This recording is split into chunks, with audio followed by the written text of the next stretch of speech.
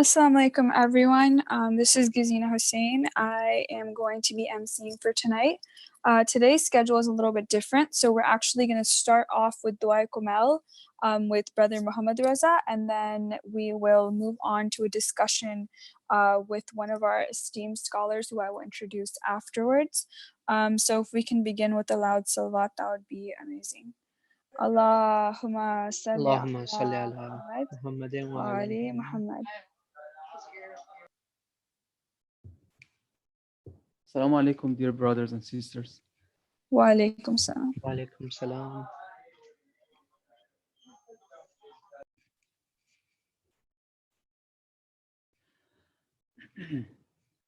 اللهم صل على محمد وآل محمد.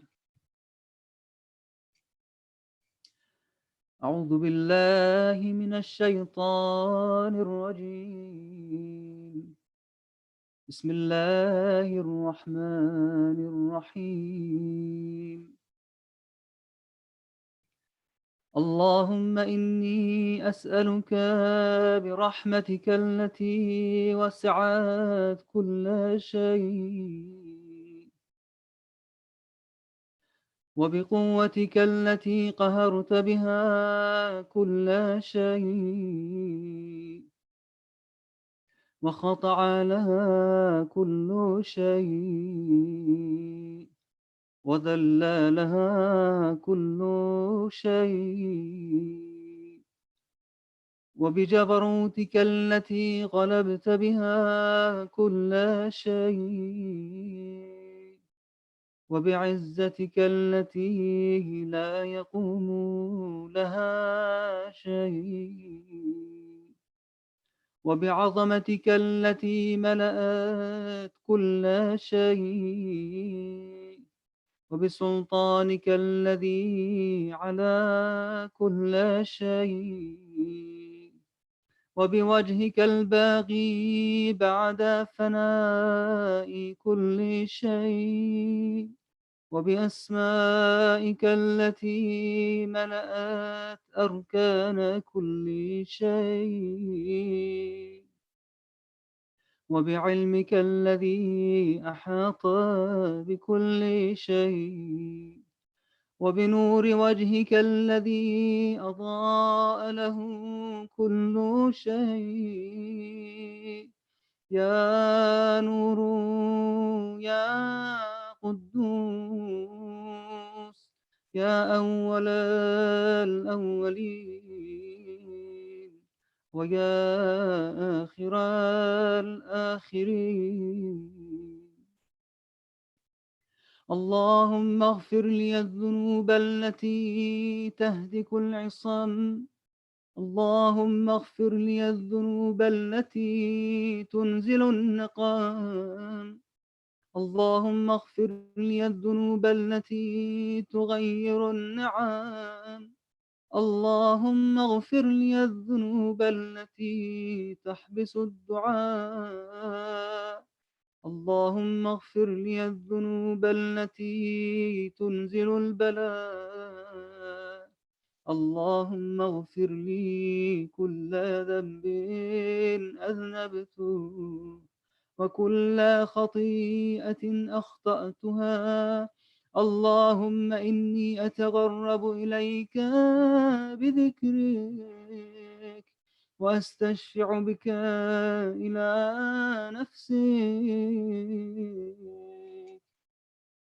وأسألك بجودك أن تدنيني من قربك وأن توزعني شكرك وأن تلهمني ذكرك اللهم إني أسألك سؤال خاضع متذلل خاشع أن تسامحني وترحمني وتجعلني بقسمك راضيا قانعا وفي جميع الأحوال متواضعا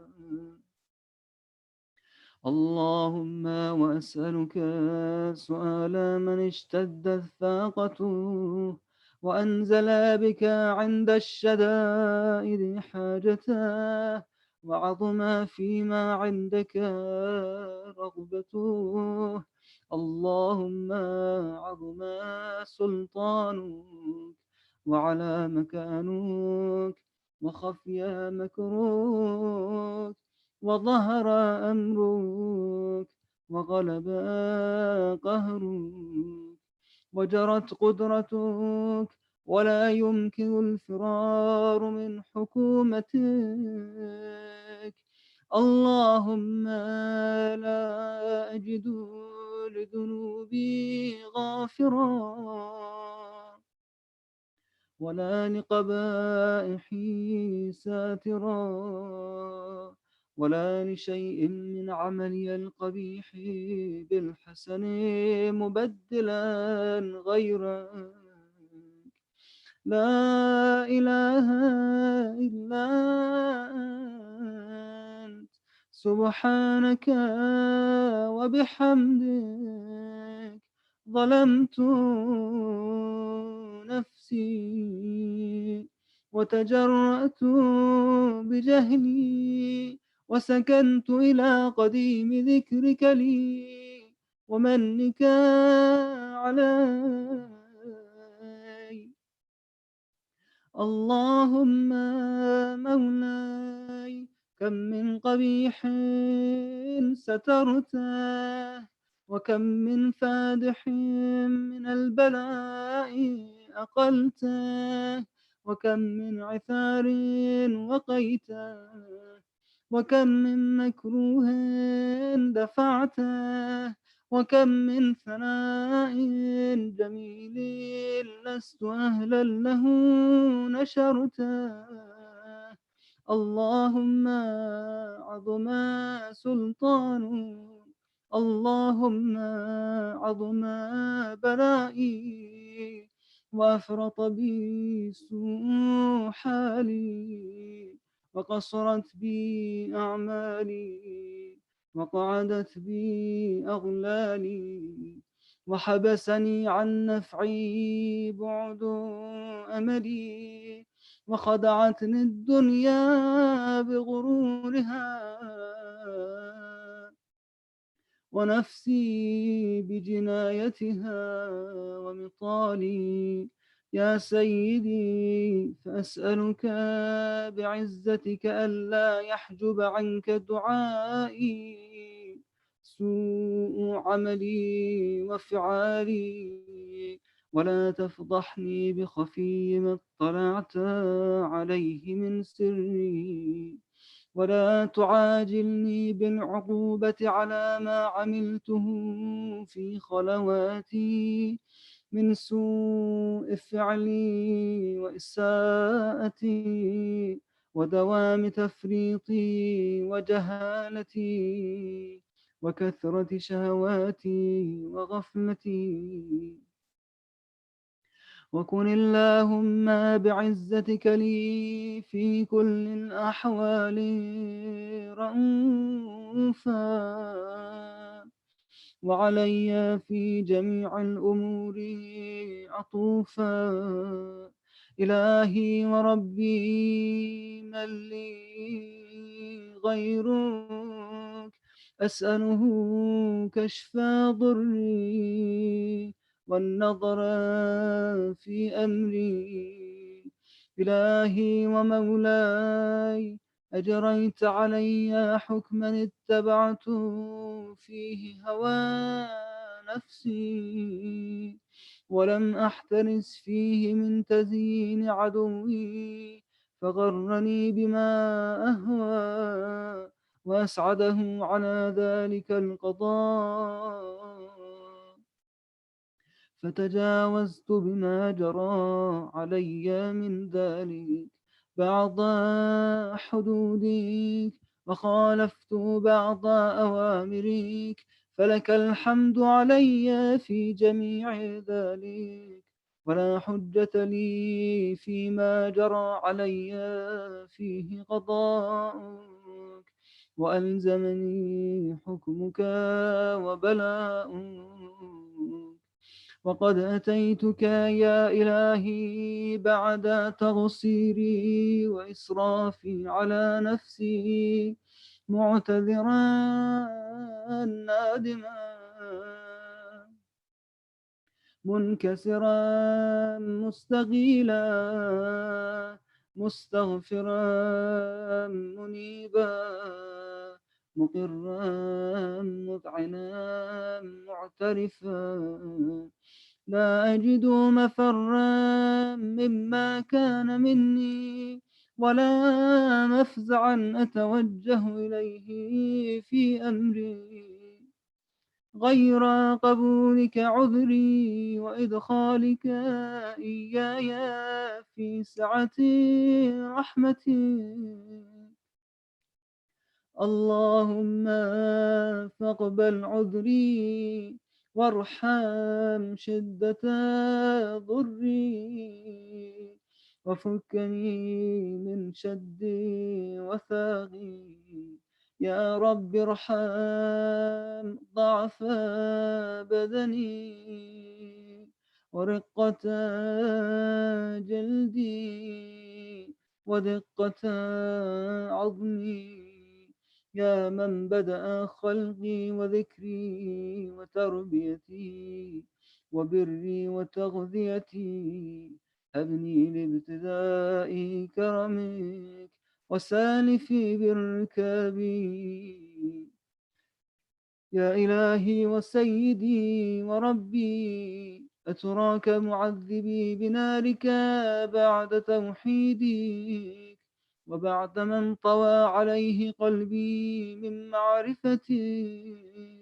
ولهج به لساني من ذكرك واعتقده ضميري من حبك وبعد صدق اعترافي ودعائي خاضعا لربوبيتك هيهات أنت أكرم من أن تضيع من ربيته أو تبعد من أدنيته أو تشرد من آويته أو تسلم إلى البلاء من كفيته ورحمته وليت شعري يا سيدي وإلهي ومولاي أتسلط النار على وجوه خرت لعظمتك ساجدا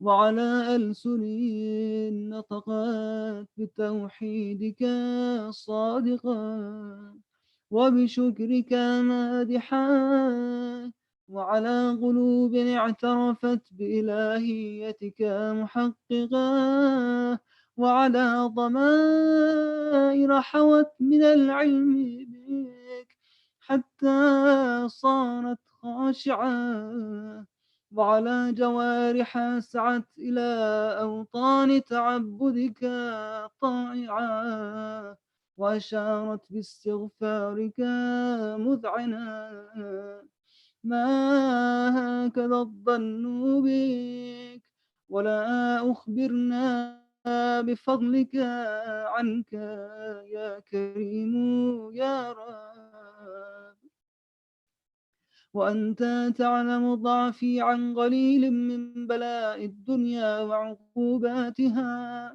وما يجري فيها من المكاره على أهلها على أن ذلك بلاء ومكروه قليل مكثور يسير بقاؤه قصير مدته فكيف احتمالي لبلاء الآخرة وجليل وقوع المكاره فيها وهو بلاء تطول مدته ويدوم مقامه ولا يخفف عن أهله لأنه لا يكون إلا عن غضبك وانتقامك وسخطك وهذا ما لا تقوم له السماوات والأرض يا سيدي فكيف لي وأنا عبدك الضعيف الذليل الحقير المسكين المستكين. يا إلهي وربي وسيدي ومولاي، لأي الأمور إليك أشكو ولما منها أضج وأبكي، لأليم العذاب وشدته أم لطول البلاء ومدته. فلئن صيرتني للعقوبات مع أعدائك وجمعت بيني وبين أهل بلائك وفرغت بيني وبين أحبائك وأوليائك، فهبني يا إلهي وسيدي ومولاي ربي. صبرت على عذابك فكيف أصبر على فراقك، وهبني صبرت على حر نارك فكيف أصبر عن النظر إلى كرامتك. أم كيف أسكن في النار ورجائي عفوك.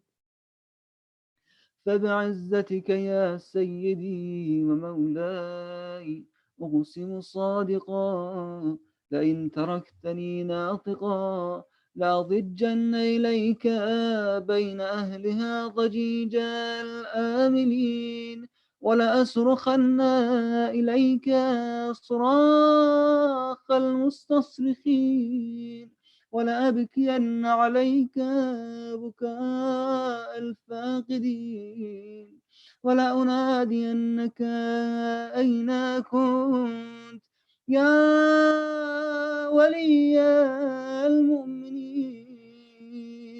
يا غاية آمال العارفين، يا غياث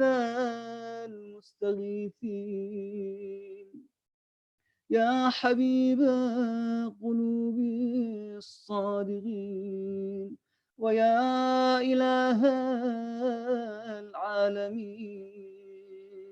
أفتراك سبحانك يا إلهي وبحمدك تسمع فيها صوت عبد مسلم سجن فيها بمخالفته وذاق طعم عذابها بمعصيته، وحبس بين أطباقها بجرمه وجريرته، وهو يضج إليك ضجيج مؤمل لرحمته،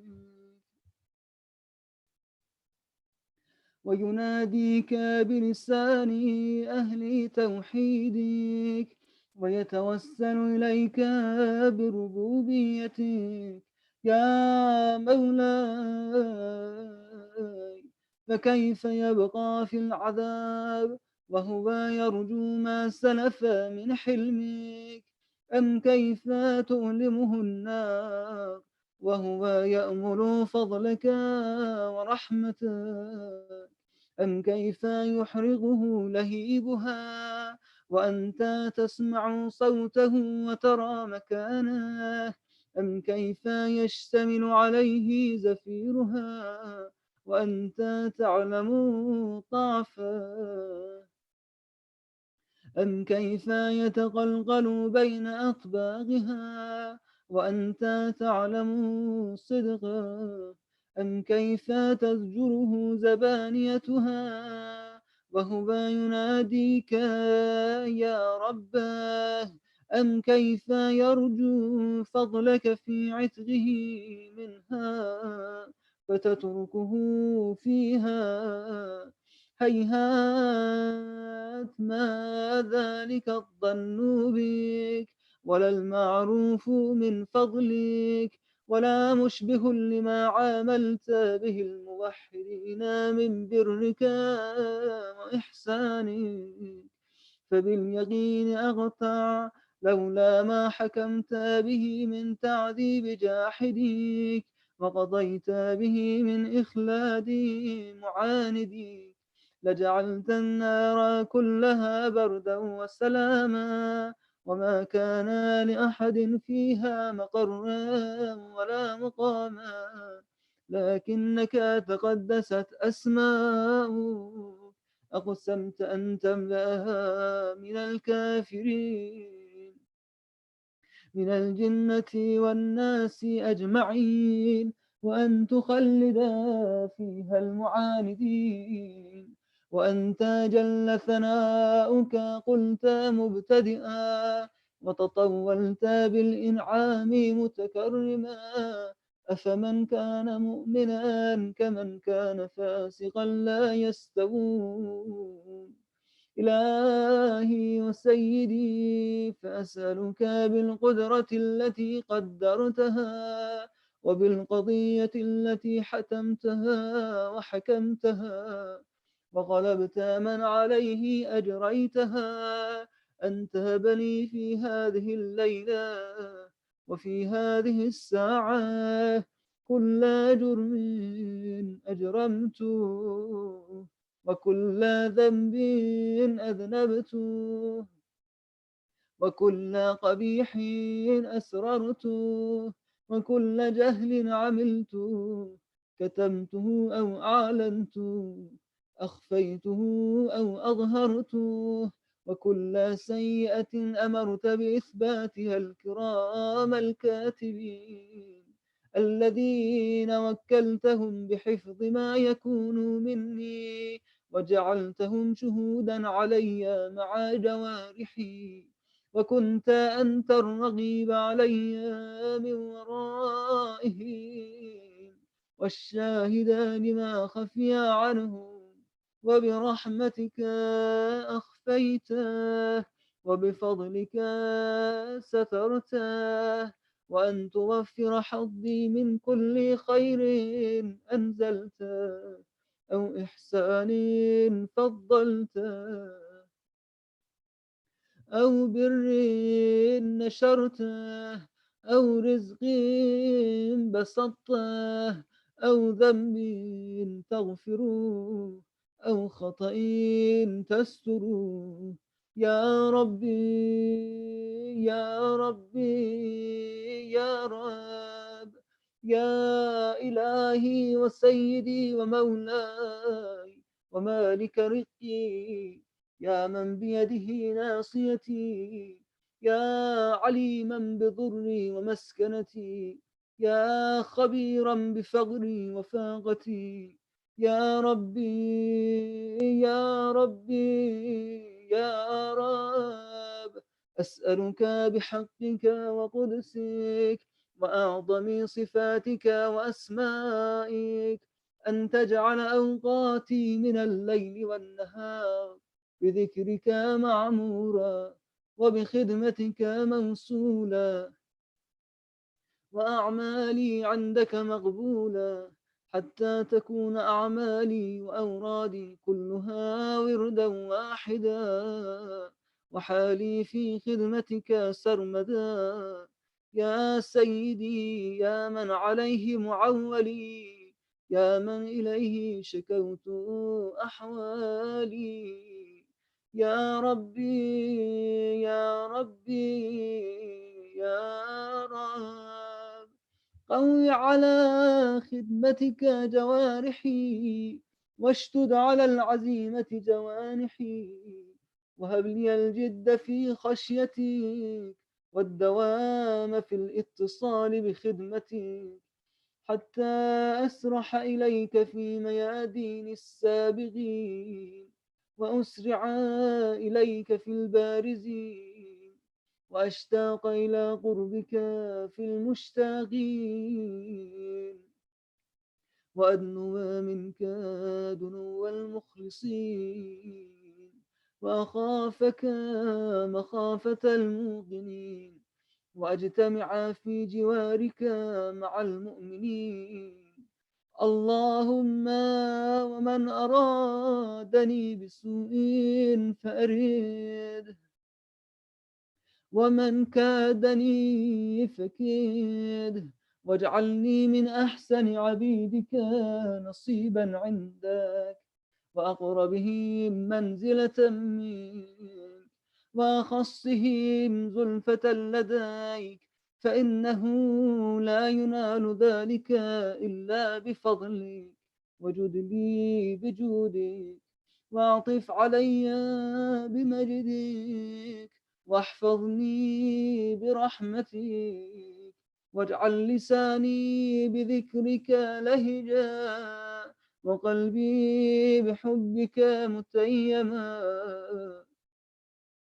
ومن علي بحسن إجابتك، وأقلني عثرتي، واغفر زلتي، فإنك قضيت على عبادك بعبادتي، وأمرتهم بدعائك، وضمنت لهم الإجابة، فإليك يا ربي نصبت وجهي، وإليك يا ربي مددت يدي، فبعزتك استجب لي دعائي، وبلغني مناي، ولا تقطع من فضلك رجائي، واكفني شر الجن والإنس من أعدائي، يا سريع الرضا اغفر لمن لا يملك إلا الدعاء، فإنك فعال لما تشاء، يا من اسمه دواء، وذكره شفاء، وطاعته غناء، ارحم من رأس ماله الرجاء، وسلاحه البكاء، يا سابغ النعام، يا دافع النقام، يا نور المستوحشين في الظلام، يا عالما لا يعلم، صل على محمد وآل محمد، وافعل بي ما أنت أهله، وصلى الله على رسوله والأئمة الميامين من آله، وسلم تسليما كثيرا. اللهم صل على محمد وعلى محمد. Thank you so much for that beautiful recitation. Now we would like to move on to the discussion portion of today's event with Maulana Syed Hussein Rezavi, who was actually born and raised in the New Jersey community. And he also attended Rutgers University and graduated in 2008. So far, he studied in the seminary in Qom, and he has also studied Islamic sciences under prominent scholars and completed his foundational studies. He currently resides in New Jersey with his family, is involved with teaching and lecturing. So today he's going to be honoring us with his presence.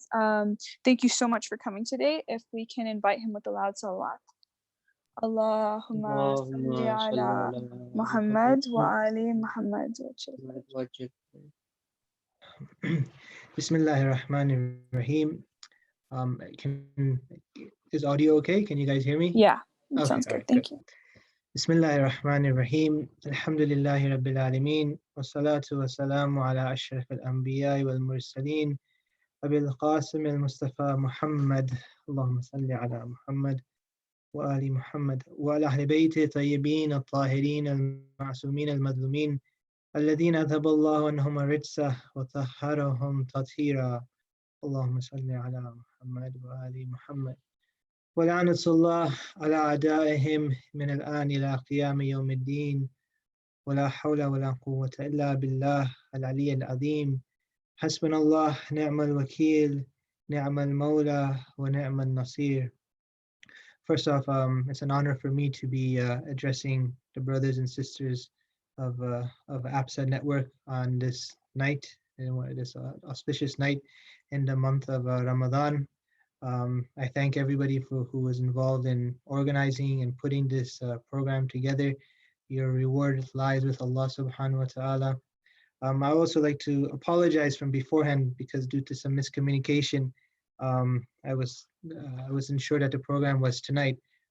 So just beforehand, I would like to just express my apologies if the discussion may be a little bit disjointed or not as organized as it should be. But in any case, it is an opportunity from Allah subhanahu wa ta'ala where we can learn something about our faith, and in doing so, we can get closer to Allah subhanahu wa ta'ala. What I would like to talk a little bit about tonight is about Allah subhanahu wa ta'ala, His mercy. We know that this month of Ramadan is a month of Allah subhanahu wa ta'ala's mercy. His mercy is coming down upon us. His mercy is constantly, it's available. But in this month of Ramadan, it's more so available to us. Our accessibility to it is more. When we look at Allah subhanahu wa ta'ala's mercy, His mercy is something which is infinite.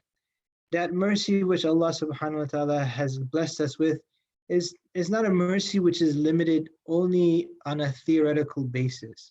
Allah subhanahu wa ta'ala didn't, like in many other religions, what they say is that He didn't just give us a book, He didn't give us a law, and He just left us. And He said, follow this book, follow this law, and you'll be guided.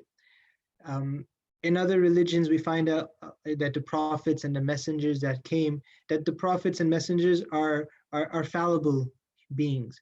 They are individuals, they are personalities who have committed sins. They are individuals who have done things which are wrong. They are individuals who have erred. Allah subhanahu wa ta'ala didn't do this for us in our faith. For us, lovers of the Ahlul-Bayt, those who believe in the school of the Ahlul-Bayt, we believe that Allah subhanahu wa ta'ala's mercy is not limited like this. Even in other schools of thought, believe that the Prophet, he's not infallible, that the Prophet was capable of committing sins. We find that Allah subhanahu wa ta'ala, His mercy was such that He gave us a religion in which there is a book, in which there is a text, in which there is a scripture. But along with that text and scripture, Allah subhanahu wa ta'ala gave us examples. He gave us role models. He gave us individuals so that we can follow and believe. Not only did He give us individuals but to follow and believe, but He made those individuals who are infallible. He made those individuals inerrant. They do not commit sins. He made those individuals pure and righteous. Not only did He give us those individuals, but He also sent down individuals who went through some of the most trying and the most enduring times, enduring difficulties in their lives, so that we can learn from them, so that we can try to emulate our lives. And so Allah subhanahu wa ta'ala, all the prophets in our aqaid, in our theology, we believe that the prophets and the apostles, that they are ma'soom, that they do not commit sins, that they had the ability to do something wrong, but because of their awareness, because of their level of piety, they didn't do so. And so that's why the Quran says, لَقَدْ كَانَ لَكُمْ فِي رَسُولِ اللَّهِ أُسْوَةٌ حَسَنَةٌ. That yes, we have a book. We believe the book, the Quran, is complete, and that there is no mistake, there is no error in it, that there is no addition or subtraction in that book. But along with that, we also have examples. We have the Prophet, we have messengers, we have the Imams who make our travel down the path of Sirat al-Mustaqim a little bit more easier. Their lives, they're filled with practical examples. They're filled with relevant examples for us. In the Quran, we open up the book and we can see many stories of previous prophets and previous messengers. We come across the stories of Nabi Yusuf and Nabi Musa, Nabi Ibrahim, Nabi Ayub. And these examples, these stories that we have, they're vivid and they're very much relevant to our lives so that we can change and alter the course of our lives. In this month of Ramadan, we have many lessons that we can learn and that we could try to enhance. One of the things is obviously, yes, we want to fast and we want to get closer to Allah subhanahu wa ta'ala. We want to understand the mercy of Allah subhanahu wa ta'ala and how blessed we are to be immersed in Allah subhanahu wa ta'ala's mercy. But one of the other lessons that we also need to learn in this month of Ramadan is this lesson of patience and forbearance. Al-hilm was-sabr. These two important principles which are there that we have, that's highly praised in the Quran. as well as in hadith, that a believer should be patient, that a believer should be forbearing. These two characteristics, these are the hallmarks of believers. In Allah yuhibbus sabirin, and in Allah ma'as sabirin, that Allah loves those people who are patient, and Allah is with those people who are patient, who are persevering. These two qualities are, we are supposed to work on them. We're supposed to enhance them in the month of Ramadan. Normally, under normal circumstances, we would, in the month of Ramadan, it's something which is collective. We would go to the centers, to the masajid, and we would go and we would spend time, and we would, with that sense of community, we would be able to increase that level of patience and perseverance, because the Quran says, وَتَوَاصَوْا بِالْحَقِّ وَتَوَاصَوْا بِالصَّبْرِ. One of the things that believers are supposed to be for one another is that they are supposed to impart patience and forbearance to one another. When we talk about patience and forbearance, what does it mean? It means that a believer is, that he or she is not perturbed by external circumstances. A person can go through difficulties, a person can go through hardships. Externally, they may be in the most excruciating of circumstances, but internally we find that they are at peace. We find that they are calm, that they are tranquil, that they have their faith intact because they believe in Allah subhanahu wa ta'ala. And this is perhaps one of the most important lessons that we need to learn in the month of Ramadan, that our approach, our outlook towards hardships and difficulties, we need to alter it. Most of the time, especially for us living in North America, where the comfort level is pretty good, we always try to avoid hardships and difficulties. When a hardship and difficulty comes, we try to solve it and get out of it, right? When we choose certain things to do in our lives, when we make certain decisions, we choose a path of less resistance. But sometimes hardships, they come in our lives, and sometimes those hardships, there's no way out of it. And so it's important for us that our outlook, how should it be when we come across these, when we confront these types of difficulties? One of the ways that we find in hadith is that we should look at these difficulties and hardships as an opportunity, as a blessing from Allah subhanahu wa ta'ala, as an opportunity that we have to show Allah subhanahu wa ta'ala how strong our faith is, how strong our resolve is. When we look at hardships and calamities as challenges and opportunities of growth, we tend to perform better. When we deal with hardships, it's not that we just receive patience, but our entire outlook of philosophy and the meaning of our life changes. As an example, when Imam Ali went to go meet the Prophet, and when he met the Prophet informed him that in the month of Ramadan and in this year that you will be martyred and you will be killed in the Masjid of Kufa, and that your children will become orphans. When Prophet was giving this information about Imam Ali's death, telling him in person, Imam Ali looked at him and said to him, Ya Rasulullah, laysa hadha min mawatin sabr. He says to him that, oh Allah, this is not, O Rasulullah, O Prophet of Allah, O Messenger of Allah, this is not a place of perseverance. It's not a place of patience. وَلَكِنْ مِنْ مَوَاطِنِ الْبُشْرَى وَالشُّكْرِ. Rather, these news that you're giving me, these are good news. This is an opportunity for me to give thanks to Allah subhanahu wa ta'ala. Why? Because in a similar hadith, he asked, Afi salamatin min dini? He said, when I depart this world, is my faith sound? Is my iman intact? Right? So when we look at our lives in this manner, where we see difficulties, we see challenges, that we need to be patient, that we need to be persevering, because it brings us closer to Allah subhanahu wa ta'ala. This can only happen when we have tawheed in our life, when we believe in monotheism. One of the most difficult things in our lives that we as believers should be trying to achieve is something which is called tawheed amali. Right? We have two types of tawheed. We have tawheed nadari and we have tawheed amali. Tawheed nadari is the theoretical aspects of why we believe Allah subhanahu wa ta'ala is one, why we believe in monotheism. And that's something which we are told as children, that, say la ilaha illallah, say that there is no God except Allah subhanahu wa ta'ala, right? That's from a theoretical aspect. But something which is more difficult than the theory of understanding that is actually practically understanding in our lives, that how do we implement monotheism in our life? How do we implement Tawheed in our lives? The way that we do it is by showing patience and perseverance in times of difficulty and in times of hardship. When we are able to grow this within us, our outlook to life, it completely changes. It's completely different than an ordinary person's. Just like the example that Imam Ali gave. When Imam was given the news of his death, of his hardship, instead he said, this is an opportunity for thanking Allah subhanahu wa ta'ala, that I can get closer to him, that I become a shaheed. There was a gathering with Imam Sadiq, and one of the companions who was there, he was in that gathering, and he asked Imam Sadiq, he spoke to Imam Sadiq, and he says that one of the du'as that I have is that As'alullah al-Jannah, that I ask Allah subhanahu wa ta'ala for Jannah. So Imam Sadiq, who was there with his companions, he said, Antum fil Jannah. He said, all of you are in Jannah. So then they asked him, so if we're already in Jannah, then what should we do dua to Allah for? He says, Fas'alullah an la yukhrijakum minha. Ask Allah subhanahu wa ta'ala that He doesn't remove you from Jannah. And so the companions who were there, they became a little bit confused. They said, Ju'ilna fidak, may we be sacrificed for you. He says, Nahnu fi dunya. He said, but we're in the dunya, we're in this world. How is it that we are in Jannah? And so the Imam, he responds by saying, Alastum tuqirruna bi imamatina. Don't you believe in our imamat?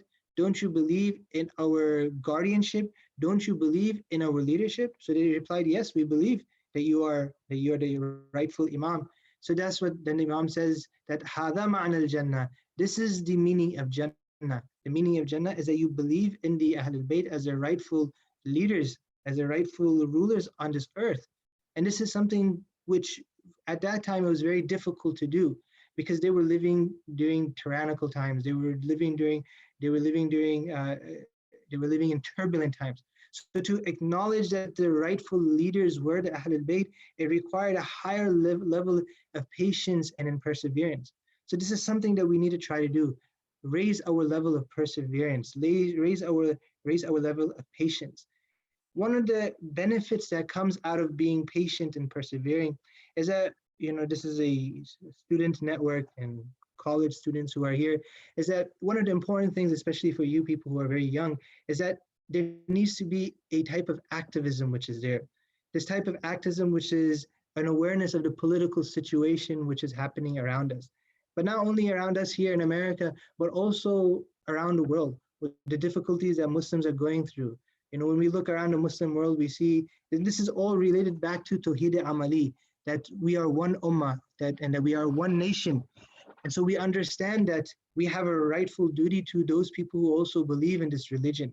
So it means that, first off, just being aware of what is happening to the Muslims in India, what is happening to the Muslims in Yemen, what is happening to the Muslims in Kashmir, to the Muslims in Palestine, right?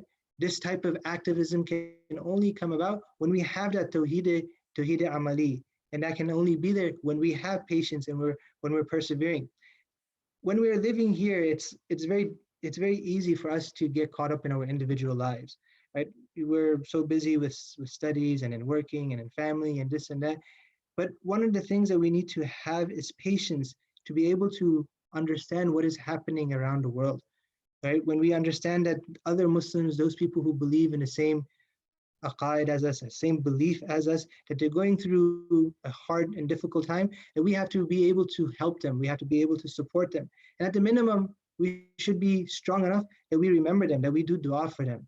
And this is what we find. We find that Tawheed Amali is about being patient with our own difficulties that we're facing, but at the same time, being sympathetic to other people's difficulties and to other people's hardships. One of the things that happens is that, we talk about a life which is true and meaningful. And most of the time, we think that a life which is full and meaningful is a life which is void of all types of hardships and difficulties. But this isn't the case.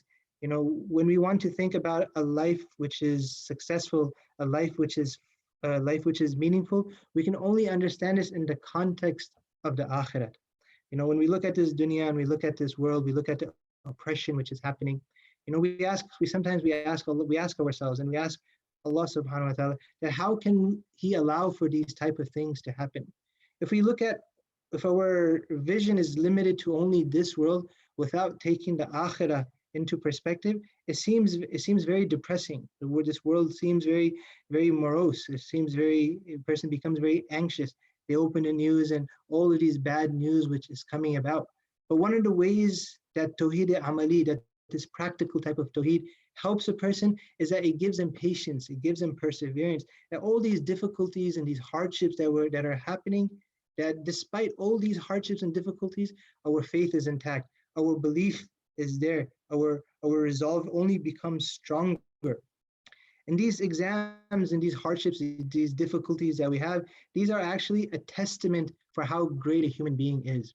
Human beings, one of my teachers, Akhay Jawadi Amuli, he always used to say that, one of the biggest blessings that a person has is that they have the ability to choose. They have volition, they have free will. Because a human being has free will, they can choose the path that they want to. And because they can choose a path which is better than others, that is where a human being has that is where a human being has honor. That is where a human being has value. If a person could not choose between good and evil, if a person was just given only good options in front of that person, then that person doesn't have any value. One of the reasons, there's a big discussion, especially among atheists, that why does evil exist? And why do all these, hardships and these difficulties, why do they happen? If God was so merciful, why didn't he just remove all of these things? We have to understand that when Allah subhanahu wa ta'ala, when he looks from that position down at creation, it's different in the way that we look at our own lives and our own creation. Right? As an example, an example which is usually given is like when you take an exam. When you take an exam, there's multiple choice. You have 5 options, 4 of them are wrong, 1 of them is correct. The fact that 4 of them are incorrect and you have to go and you have to struggle to find the answer which is the correct, what does it do? It shows your own strength as a human being. So when a person has volition, has the ability to choose and do good over evil, it shows their own level of iman. Allah subhanahu wa ta'ala could have removed this from us. He could have put only good options in front of us. But there would be no merit in a human being. There would be no merit in a human being because we would be programmed to do certain things. We would be programmed to fulfill a certain functionality.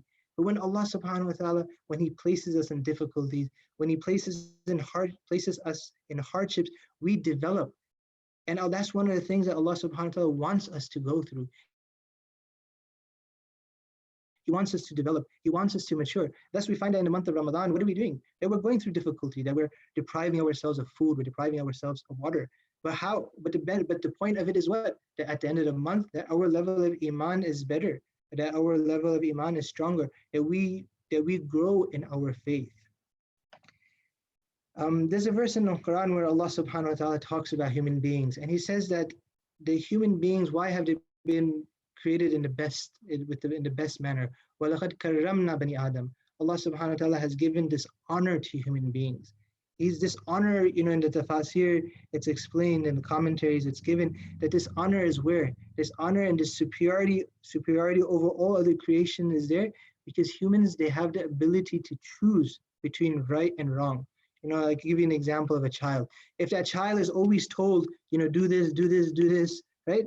And the mom and dad are always telling them what to do, and that child is never able to make a decision what to do, that child will never grow. That child will never develop. Just actually a little while ago, we're on the East Coast, so our iftar time is a little bit earlier. So like my son, he's 6 years old. Whenever we tell him to take the food, we tell him that hold it with 2 hands. So he always wants to be helpful, and he always wants to bring the things from the counter onto the table. So just today, just a little while ago, we tell him all the time, hold the food, hold, the pots with 2 hands. But, his habit is he wants to hold it with 1 hand. And so that's what he did today. He held it with 1 hand, and as he was bringing it to the table, all the food, it fell down, right?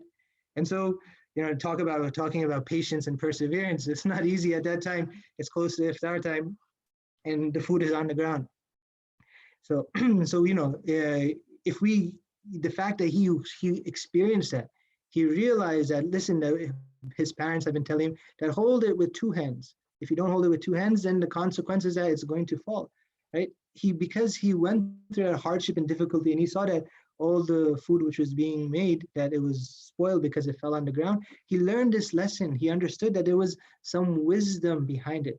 Similarly, it's for us as well. When Allah subhanahu wa ta'ala looks at us from His maqam, from His arsh, when He looks down at human beings, He wants us to grow. He wants us to develop. He intentionally puts us in these hardships and in these difficulties so that they can choose to grow and mature and develop. If we were only given the option to do right things, then there's no greatness, there's no value in a human being. If Allah subhanahu wa ta'ala wanted, it wasn't that difficult for Allah subhanahu wa ta'ala to make all human beings into believers. There's several verses in the Quran which talk about this reality that says, فَلَوْ شَاءَ لَهَدَاكُمْ أَجْمَعِينَ. If Allah willed, He could have made all of us believers. He could have made us all servants of Him.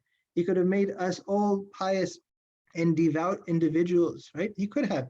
But the fact is, He wants us to go through difficulty so that we can use our free will, so that we can use our volition, and that we could choose to come to Allah subhanahu wa ta'ala.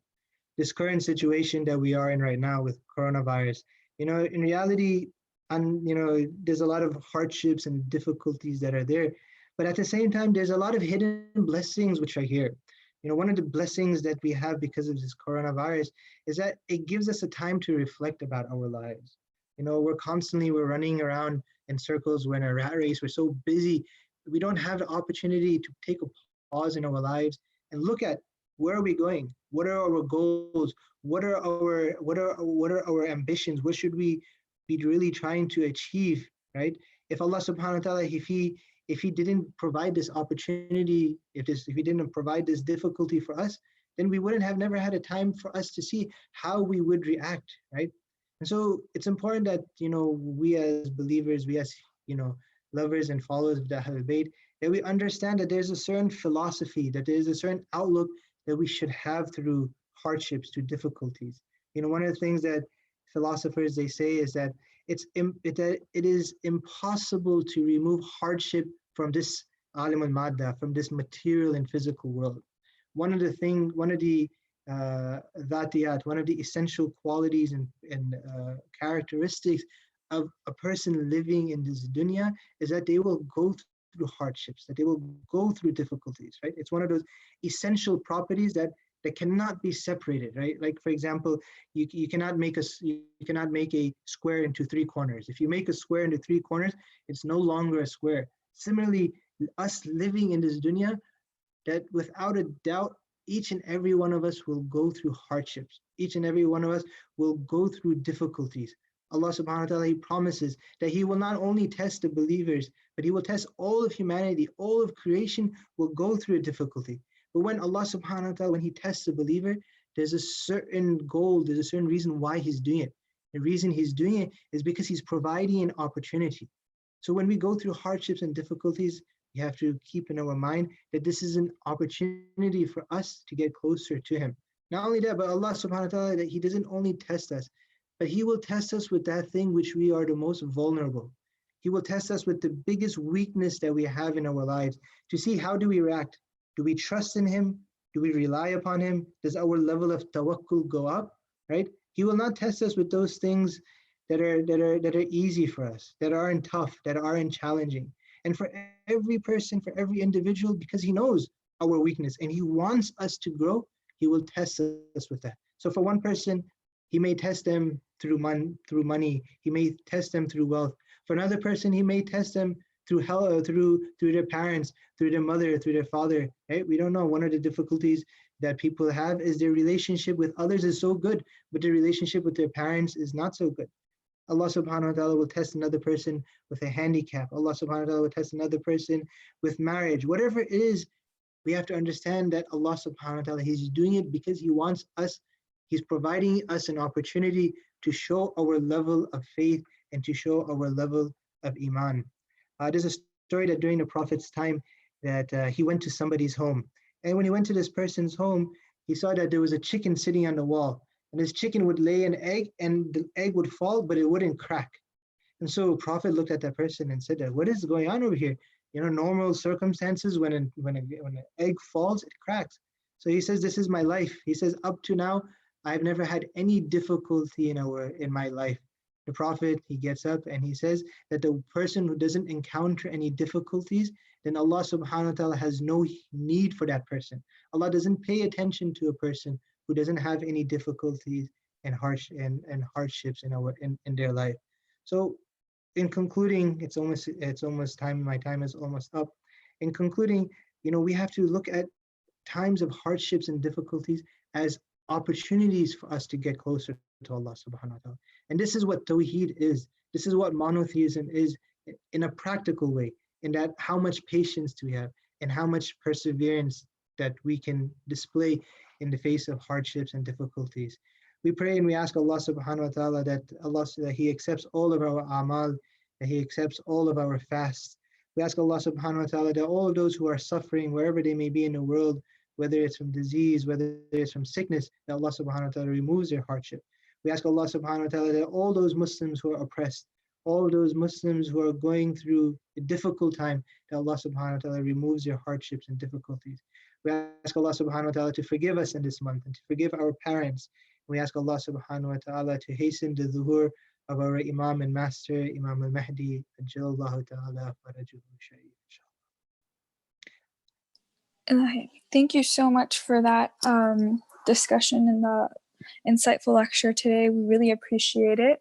That's actually it for today for everyone who attended. Thank you so much for coming today and giving us the time, both to the scholars and the attendees.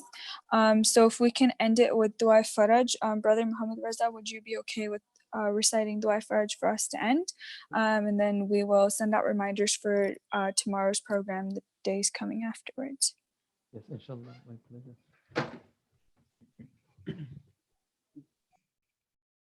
اللهم صل على محمد وآل محمد. بسم الله الرحمن الرحيم. اللهم كن لوليك الحجة بن الحسن صلواتك عليه وعلى آبائه في هذه الساعة وفي كل ساعة وليا وحافظا وقائدا وناصرا ودليلا وعينا حتى تسكنه أرضك طوعا وتمتعه فيها طويلا.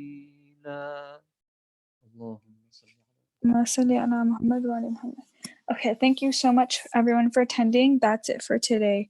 We will see you tomorrow.